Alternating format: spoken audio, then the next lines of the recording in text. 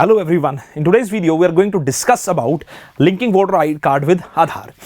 So you must have read in the newspaper that the government had proposed a bill and the bill was duly passed both by Lok Sabha and Rajya Sabha, which talked about linking the voter card with the Aadhaar.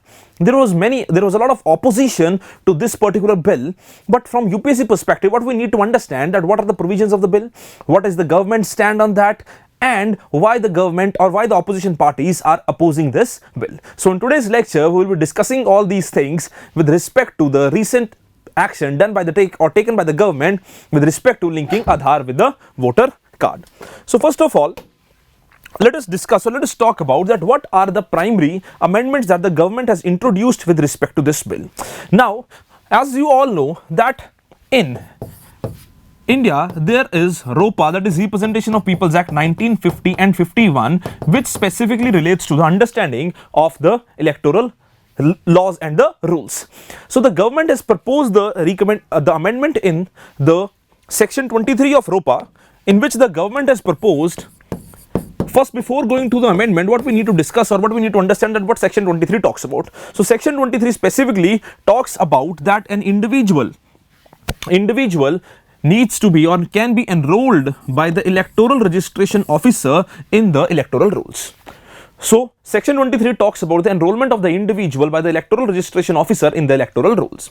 And if by any chance or under any circumstance the electoral registration officer does not include the individual, then the plea can be filed in front of the district magistrate. Now the government has amended the provisions with respect to section 23. Now when section 23 is to be amended, it will automatically have an impact on two other sections of the ROPA, that is section 17 and section 18 of ROPA. So there will be automatic direct impact on section 17 and section 18 of ROPA as well, or the election rules in India as well. Right. So section 17 of ROPA basically and section 18 of ROPA talks about that the individual can only and only be enrolled in the electoral list only once and in one constituency per se. So any individual cannot be enrolled in electoral list at two places or in different constituencies. So this is what the election rule says. Now the government under this particular amendment bill, that is of amendment bill of 2021, has talked about linking of electoral rolls with the Aadhaar. Now the government says, or the government argues, that this will help in delegitimizing those people who have been enrolled in the electoral list more than once. So the government's argument is that we need to disenfranchise or cancel those people who have been listed or who have been included in the voter list more than once. So what did the government do? The government basically has said that in this particular case or in this particular amendment, the government has said that an individual of the electoral registration officer, that the electoral registration officer will be or can ask for the Aadhaar of the individual to be enrolled in the electoral list. Now the Aadhaar can be asked by the electoral registration officer both of the new entrants, that means the first time voters, or the people who want to change their name in the constituency. You were residing at one particular place, now you have gone to some other place and now you want the voter ID card of that particular place.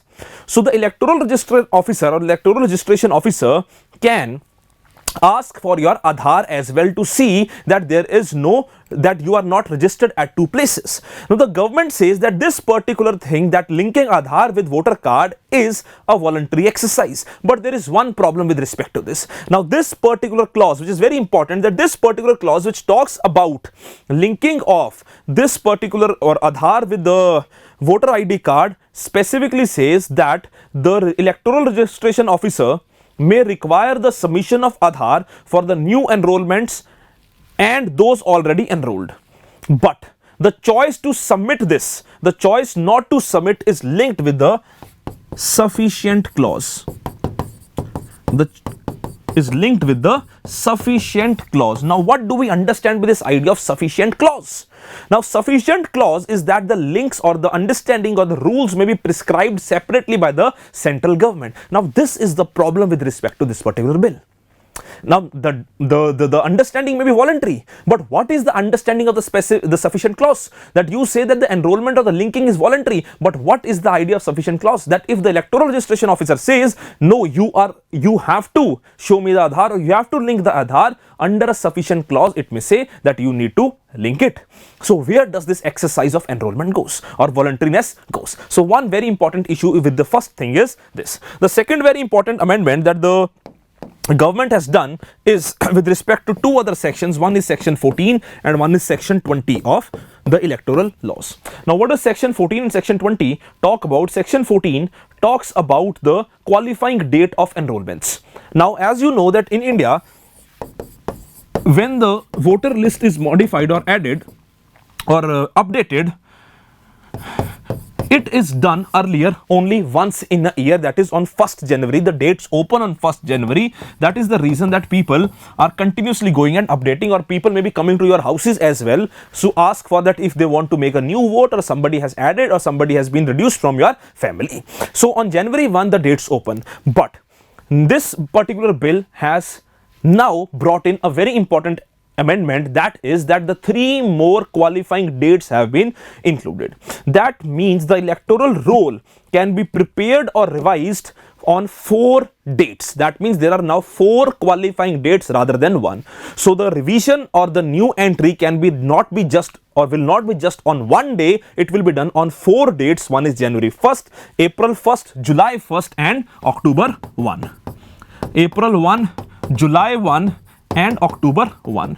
So this was a very, very important amendment or the revision that was required. Now the third is section 20. Now section 20 is related to service voters.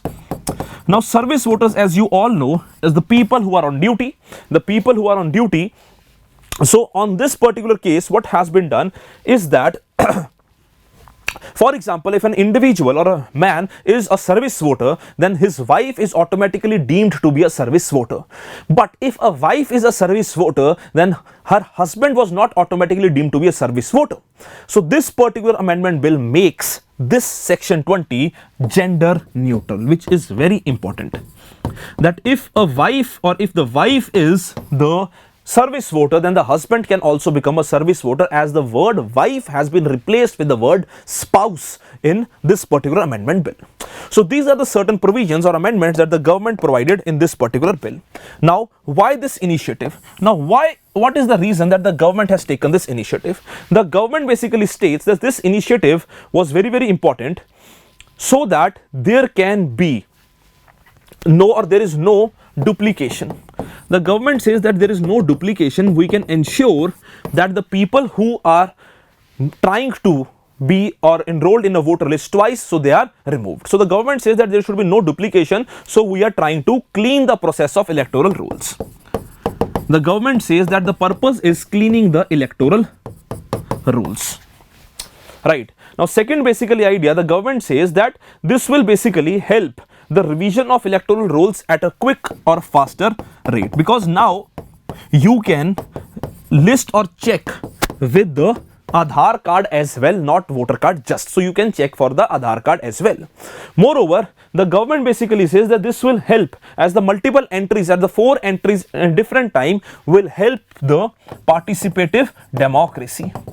क्योंकि एक qualifying date नहीं है, अब 4 qualifying dates हैं, तो participative democracy का जो concept है, that more people shall be included, so that can be included. So the government says that our intention is this, but if you don't want to be included in this, so it is your choice, because many people are arguing और criticizing this bill on 2 bases. First is that right to privacy is being challenged, and it is completely against the judgment given by the Supreme Court of India in Justice K.S. Puttaswamy judgment. Moreover, this bill was heavily criticized in the way it was passed in the parliament, that is no primary deliberation or chance was given to the opposition parties to speak their mind, and moreover, the bills were not sent to the standing committees as was being demanded by the opposition parties. So on these 2 basic premises, the bill was, or these bills were criticized. Now, why this particular opposition? Now, the first concern associated to this bill, sir, is very, very important, that is violation of right to privacy. Now, right to privacy, as you all know, is a fundamental right under Article 21 of the Indian Constitution.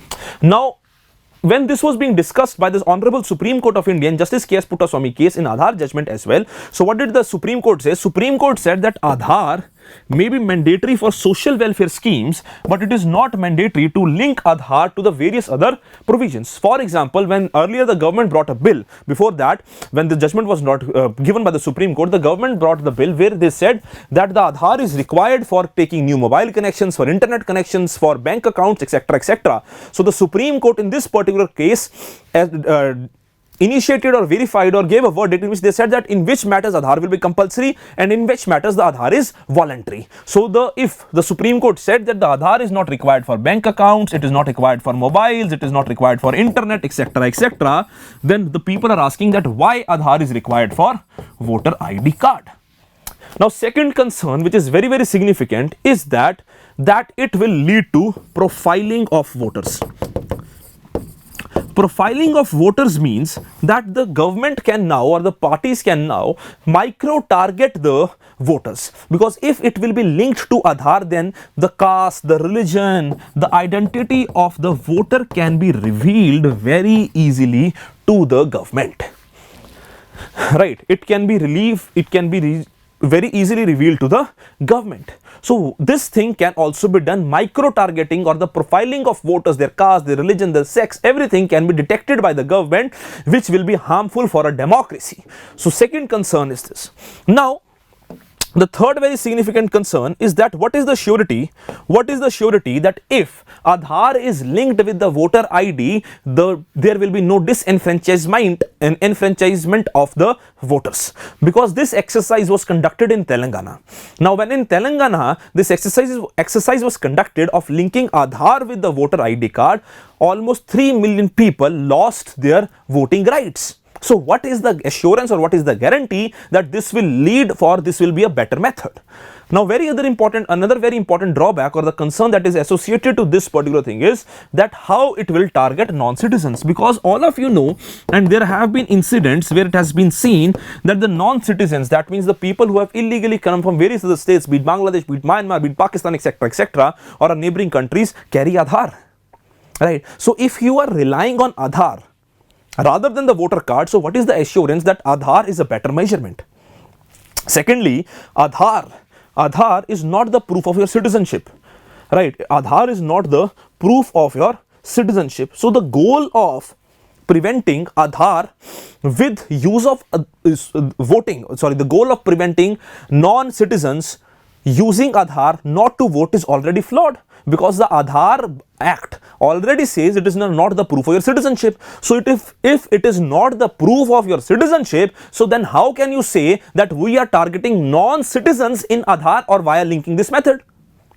If I belong, for example, to some other country and I carry Aadhaar, I am a non-citizen but still I carry Aadhaar. So I carry Aadhaar or something is not a proof of my citizenship. So if you say that you are targeting non-citizens on the basis of a document which is itself not a proof, so then how it is appropriate? Right? And moreover, last concern is the concern of judicial scrutiny. As the bill has been passed in a haste manner, as I told you earlier, not being discussed in the parliament, not sent to the parliamentary committees, etc., etc., it was passed in a very, very hasty manner, which further raised the doubts or the questions in minds of the people with respect to the provisions of the bill. Now, when Justice K.S. Puttaswamy judgment came, the Supreme Court of India said that any provision that can be challenged or that is implemented by the government challenging Article 21, a right to privacy of the individuals or the citizens, in that particular case, any such act shall pass the test of proportionality. Shall pass the test of proportionality. Now, this test of proportionality may be passed by this bill, but it will be decided by the honorable courts and the higher courts of India. So these are certain concerns associated with this particular bill. So I hope you understood and you like the lecture. So please keep subscribing. We'll see you in the next video. Thank you very much. Take care.